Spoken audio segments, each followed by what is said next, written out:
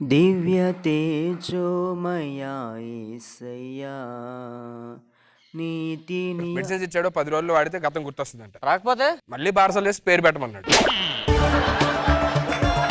Sir notice. మన college fest అంట. So మీలో ఎవరైనా కల్చరల్ యాక్టివిటీస్ లో పార్టిసిపేట్ చేయాలంటే పార్టిసిపేట్ చేయొచ్చు. సార్ నేను చేస్తాను సార్. ఇతను షెఫ్ని కదా, ఇలా అయిపోయారేంటి? సూపర్ రా. ఏం చేద్దాం అనుకుంటున్నావు? సార్ డాన్స్ చేస్తా సార్. Super super. ఏ పాటకేస్తారా? రగులుతో ఉంది మొదలు కదా బుష్, అది ఆడపోం నేను మోగపోం. నేను వచ్చి బోరోదాలా. ఒకప్పుడు ఎలా ఉండేవాడు సంఘంలో, ఇలా అయిపోయారేంటి? ఒకప్పుడు ప్రార్థనా జీవితం ఉండేవాడు కదా. నీ వాక్యము నా పాదములకు దీపమును, నా త్రోవకు వెలుగునై ఉన్నది. దేవా స్తోత్రం ప్రభువా, ఒలివ చెట్టు ఆత్మీయంగా ఎదగారయ్యా. నేటి క్రైస్తవ సంఘాలలో విశ్వాసులు సేవకులు ఉన్నారు, కానీ వారిలో ఆత్మీయ స్థితి లేదు. విశ్వాసులో విశ్వాసం లేదు, సేవకులో దేవుని శక్తి లేదు. అంత్యకాల దినములలో ఆత్మీయ జీవితం ఆడిపోతుంది. పూర్వం అనగా ప్రారంభంలో ఉన్న ఉద్యమం చివరి వరకు ఉండడం లేదు. అందరూ ఆత్మీయ జీవితంలో దిగజారిపోయారు. ఇశ్రాయేలీయులకు మొట్టమొదటి రాజైన సౌలు జీవితంలో ప్రారంభంలో ఉన్న ఆత్మీయ జీవితం తన మరణం వరకు లేదు.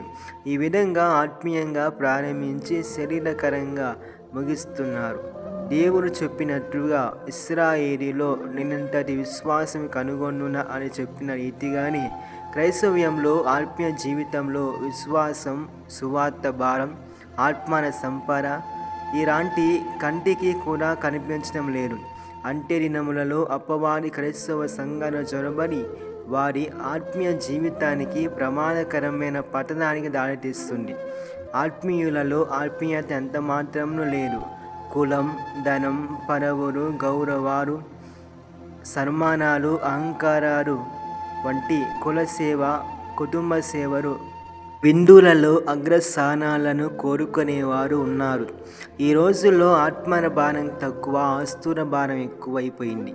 ఇలాంటి వాటి ద్వారా ఎంతోమంది ఆత్మ జీవితానికి, ఆత్మీయ పునాది, ఆత్మీయ జీవితం కోల్పోతున్నారు.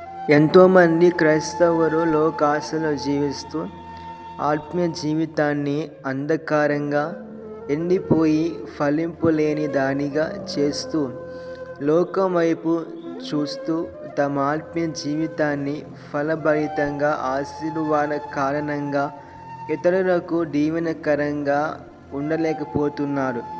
అందరి ముందు ఆత్మీయతను చూపిస్తూ ఒంటరిగా ఉన్నప్పుడు ఆత్మీయ జీవితాన్ని కోల్పోతున్నారు. ఇది క్రైస్తవులు ఆత్మీయ జీవితంలో ఆత్మీయులుగా ఎదగాల్సిన పరిస్థితిలో ఆత్మీయత వారి ఎంత మాత్రము లేదు.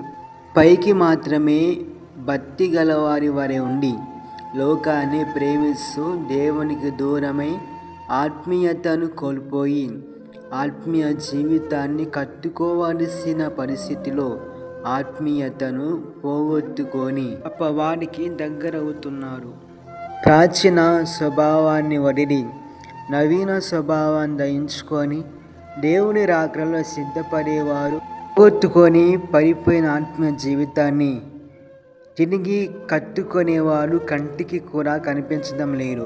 శిథిలమైపోయిన ఆత్మీయ జీవితాన్ని తిరిగి కట్టుకొని దేవుని రాకడకు సిద్ధపడితే ఎంతో బాగుంటుంది కదా. ప్రియ యవనస్తులారా, దేవుని సేవకులారా, బైబిల్ గ్రంథం ఇలా సెలవిస్తూ ఉంది.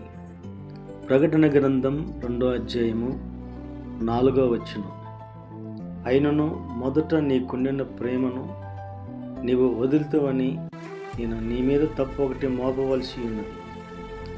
ప్రకటన గ్రంథం 2:5వ వచనాన్ని చదివినప్పుడు నువ్వు ఏ స్థితిలో నుండి పడుతువో అది జ్ఞాపకం చేసుకొని మారు మనసు పొంది ఆ మొదటి క్రియలను చేయము.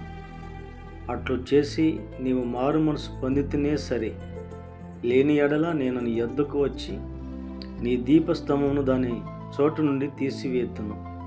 ప్రియమైన దేవుని పిల్లలారా, యవ్వనులారా, దేవుని సేవకులారా, దేవుని వాక్యమును మనము మన హృదయాలలో ఉంచుకొని దేవుని కొరకు ఒక ప్రత్యేకించబడిన దేవుని జనాంగముగా మనము ప్రభువు కొరకు ఒక నమ్మకమైన సాక్షులుగా బ్రతకాలని ప్రభువు కోరుతూ ఉన్నాడు.